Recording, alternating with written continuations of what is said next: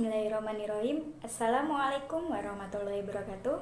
Perkenalkan, saya Lukrisnia Selamita, mahasiswi dari Prodi Manajemen Bisnis Syariah.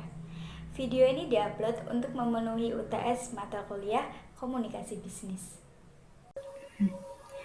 Ketetapan dalam memahami, menjelaskan, menjalankan komunikasi dalam melamar pekerjaan. Dalam dunia kerja yang semakin ketat, kemampuan komunikasi menjadi sangat penting bagi siapa saja yang sedang mencari pekerjaan. Proses melamar pekerjaan tidak hanya soal mengirimkan CV atau surat lamaran, tapi juga bagaimana cara kita menyampaikan diri dan informasi dengan baik. Artinya, kita perlu memahami cara berkomunikasi yang tepat, menjelaskan kemampuan dan pengalaman dengan jelas, dan menjalankan komunikasi tersebut dengan cara yang profesional. Banyak orang yang sebenarnya punya kemampuan atau keahlian yang bagus, tapi gagal mendapatkan pekerjaan cuma karena mereka nggak bisa ngomongin kemampuan mereka dengan cara yang jelas dan meyakinkan. Misalnya, mereka nggak tahu gimana caranya menjelaskan pengalaman atau skill yang mereka punya. Atau malah gugup dan nggak bisa nyampein apa yang mereka maksud dengan baik saat wawancara. Nah, disinilah komunikasi yang tepat jadi sangat penting. Kalau kita bisa ngomong dengan jelas dan percaya diri, perekrut bisa langsung ngerti apa yang kita bisa dan kenapa kita cocok untuk pekerjaan itu. Jadi, kalau komunikasi kita lancar, kita bisa lebih mudah menarik perhatian perekrut dan membuka peluang lebih besar buat dapat pekerjaan yang kita inginkan. Intinya, komunikasi yang baik itu bisa bikin kita bisa Intinya, komunikasi yang baik itu bisa bikin kita lebih dilihat dan dipahami dengan mudah oleh perekrut. Selanjutnya, kita akan memaparkan materi memahami komunikasi dalam melamar kerja. Yang pertama, pengertian dan pentingnya komunikasi dalam melamar pekerjaan. Komunikasi dalam melamar pekerja itu berarti cara kita menyampaikan informasi atau pesan ke pihak perusahaan, baik itu lewat surat lamaran, CV, email, atau bahkan saat wawancara. Mengapa sih ini sangat penting? Karena saat melamar kerja, kita nggak cuma ngasih tahu kualifikasi, tapi juga menunjukkan seberapa baik kita bisa berkomunikasi. Keterampilan komunikasi yang bagus bisa jadi nilai lebih yang membuat kita dilirik oleh perekrut. Jadi, kemampuan kita menyampaikan maksud dengan jelas dan profesional bisa jadi penentu apakah kita diterima kerja atau tidak. Yang kedua, jenis-jenis komunikasi dalam melamar kerja. Dalam proses melamar kerja, ada dua jenis komunikasi utama yang harus kita kuasai. Yang pertama, komunikasi tertulis. Nah, ini yang pertama kali dilihat oleh perusahaan. Misalnya, lewat surat lamaran dan CV, surat lamaran harus bisa menunjukkan alasan kenapa kita tertarik dengan posisi tersebut dan kenapa kita cocok untuk pekerjaan itu. CV juga harus jelas dan informatif dengan menuliskan pengalaman dan keterampilan yang relevan. Yang kedua, komunikasi lisan. Ini terjadi saat wawancara kerja, bisa langsung tatap muka, lewat telepon, atau video call. Di sini, kita perlu berbicara dengan percaya diri, memilih kata-kata yang tepat, dan menjaga intonasi suara supaya tidak terkesan gugup atau kurang profesional. Selain itu, bahasa tubuh juga penting, misalnya dengan menjaga kontak mata atau duduk tegak saat wawancara. Yang ketiga, hambatan dalam komunikasi saat melamar kerja. Ada beberapa hambatan yang sering muncul saat melamar pekerjaan, yaitu yang pertama, kurang persiapan. Misalnya, kita nggak tahu apa yang harus kita tulis di surat lamaran atau kita gugup saat wawancara. Kalau kita nggak siap, bisa jadi kita nggak bisa menjelaskan diri kita dengan baik. Ini bisa bikin kita terlihat kurang serius atau nggak percaya diri. Yang kedua, bahasa yang kurang tepat. Kalau kita menggunakan bahasa yang terlalu santai atau nggak profesional, itu bisa memberikan kesan negatif. Misalnya, menggunakan bahasa yang terlalu informal dalam surat lamaran atau saat wawancara bisa buat kita terlihat nggak serius. Yang ketiga, kecemasan atau nervous. Rasa gugup saat wawancara sering jadi hambatan besar. Kita bisa jadi kesulitan menjawab pertanyaan dengan baik atau bahkan lupa apa yang ingin disampaikan. Jadi, penting untuk mengelola kecemasan agar komunikasi tetap lancar dan jelas. Selanjutnya, menjelaskan kualifikasi dan pengalaman kerja. Poin pertama yaitu menulis CV dan surat lamaran yang efektif. CV dan surat lamaran adalah dua dokumen yang pertama kali dilihat oleh perekrut. Jadi, kita harus membuat keduanya dengan baik supaya bisa dilirik oleh perekrut. Seperti apa sih gambaran isi CV dan surat lamaran ini? Nah, kalau untuk CV, ini seperti daftar hidup kita yang menunjukkan siapa kita, apa yang sudah kita capai, dan apa yang bisa kita kerjakan. Kita juga harus memastikan CV kita jelas dan rapi. Misalnya, dengan menuliskan data diri, riwayat pendidikan, pengalaman kerja, keahlian yang kita miliki, dan pencapaian yang relevan dengan pekerjaan yang kita lamar. Poin pentingnya di sini, jangan membuat CV terlalu panjang. Cukup singkat, jelas, dan fokus ke hal-hal yang penting saja. Lalu untuk surat lamaran, ini seperti surat pengantar atau surat yang diulangi. Lalu surat lamaran ini seperti pengantar atau surat yang menjelaskan kenapa kita tertarik bekerja di perusahaan itu dan kenapa kita merasa cocok untuk posisi yang kita lamar. Surat lamaran harus sopan dan menunjukkan semangat kita untuk bergabung dengan perusahaan tersebut. Jangan lupa sesuaikan isi surat dengan pekerjaan yang kita lamar, supaya kelihatan kita benar-benar tertarik dan sudah tahu apa yang perusahaan cari. Poin kedua, cara menjelaskan kualifikasi dengan jelas dan meyakinkan. Saat kita menjelaskan kualifikasi atau pengalaman kerja, kita harus memastikan bisa memberikan penjelasan yang jelas dan meyakinkan. Saya akan menjelaskan beberapa poin penting untuk menjelaskan kualifikasi. Yang pertama, jelas dan singkat. Jangan terlalu panjang atau bertele-tele dalam menjelaskan. Cukup jelaskan dengan singkat apa yang kita kerjakan dan apa hasilnya.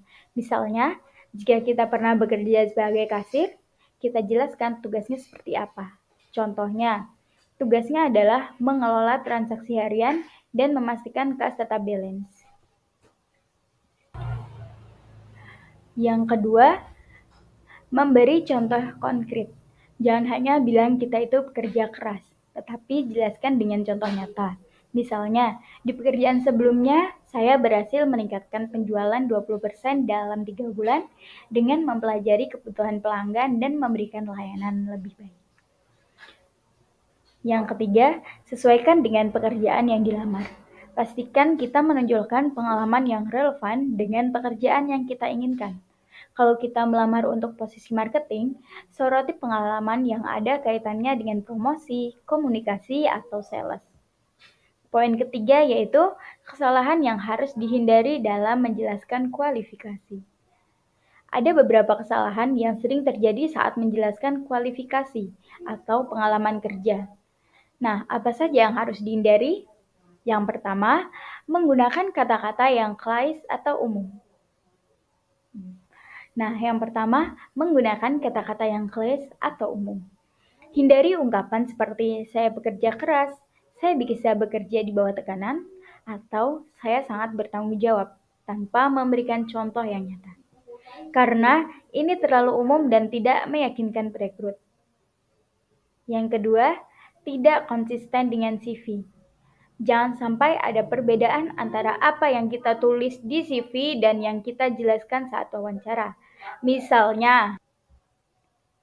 Misalnya, kalau di CV kita mengatakan punya pengalaman di bidang marketing, tapi saat ditanya kita malah bingung atau tidak bisa menjelaskan apa yang kita kerjakan. Justru ini akan membuat perekrut menjadi curiga terhadap kita. Selanjutnya, jawaban terlalu panjang atau pendek. Kalau jawabannya terlalu panjang, kita jadi terlihat kurang fokus dan membuat perekrut bosan. Tapi, kalau terlalu singkat, bisa jadi perekrut merasa kita tidak punya banyak pengalaman atau tidak cukup jelas saat menjelaskan keahlian kita. Jadi, kita harus mencari jawaban yang cukup jelas tapi tetap to the point. Yang selanjutnya, menjelaskan komunikasi efektif selama proses melamar pekerjaan. Poin pertama, strategi berkomunikasi dengan perekrut. Nah, selanjutnya Selanjutnya, apa saja yang harus kita perhatikan dalam menjalankan komunikasi yang efektif selama proses melamar pekerjaan? Poin pertama yaitu strategi berkomunikasi dengan perekrut. Berkomunikasi dengan perekrut itu sangat penting dalam proses melamar pekerjaan. Saya akan menjelaskan beberapa strategi yang bisa kita terapkan saat berkomunikasi dengan perekrut. Yang pertama, sopan dan profesional. Pastikan kita selalu sopan dan profesional baik saat mengirimkan email, saat chat, atau berkomunikasi langsung. Gunakan bahasa yang baik, hindari menggunakan kata-kata santai atau singkatan yang tidak sesuai. Misalnya, jangan memakai kata kamu atau enggak pada saat mengirim email lamaran. Lebih baik menggunakan kata panggilan Anda dan kata-kata yang lebih formal lainnya.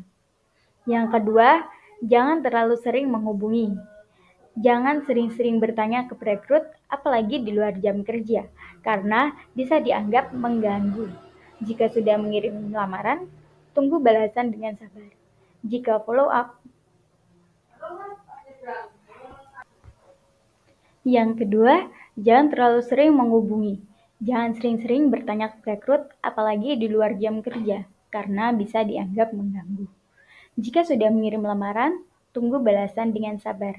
Jika ingin follow up, tunggu sekitar seminggu atau 2 minggu baru kita kirim pesan. Yang ketiga, bertanya dengan bijak. Jika ada hal yang belum jelas, tidak masalah jika kita ingin bertanya.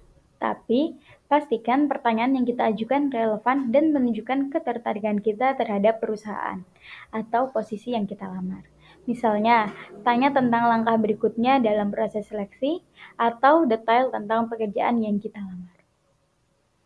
Poin kedua yaitu etika dan bahasa tubuh dalam wawancara kerja. Wawancara kerja bukan hanya tentang apa yang kita katakan, tetapi juga tentang bagaimana kita menyampaikannya. Bahasa tubuh dan etika kita sangat berpengaruh dalam memberikan kesan positif.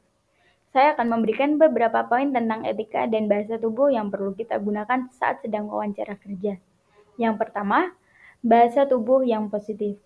Saat wawancara, usahakan untuk tetap menjaga kontak mata dengan pewawancara. Jangan terlalu lama menghindar, tetapi juga jangan terlalu menatap terus-menerus.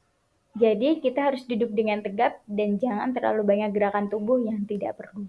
Misalnya, jangan mainkan tangan atau kaki karena bisa terlihat bahwa kita sedang gelisah. Yang kedua, tersenyum dan tenang.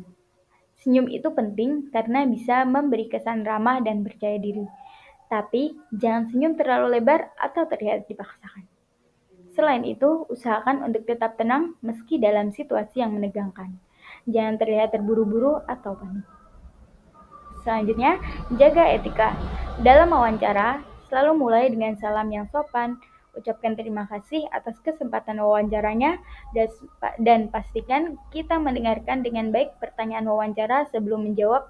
Jangan mengalah saat wawancara bicara, karena itu bisa terlihat tidak sopan. Poin ketiga yaitu mengatasi kecemasan dan meningkatkan kepercayaan diri. Nervous atau cemas sebelum wawancara itu hal yang sangat normal. Tapi jangan biarkan hal itu mengganggu. Saya akan menjelaskan beberapa cara mengatasi kecemasan dan meningkatkan rasa percaya diri. Yang pertama, persiapkan diri dengan baik. Semakin kita mempersiapkan diri, kita akan semakin merasa percaya diri. Apa saja yang harus disiapkan? Yang harus dipersiapkan yaitu mempelajari tentang perusahaan tempat kita melamar. Kita harus paham posisi yang kita inginkan dan latih jawaban untuk pertanyaan yang sering ditanyakan. Jika kita merasa sudah siap, rasa cemas yang ada pada diri kita akan berkurang. Yang kedua, latihan wawancara.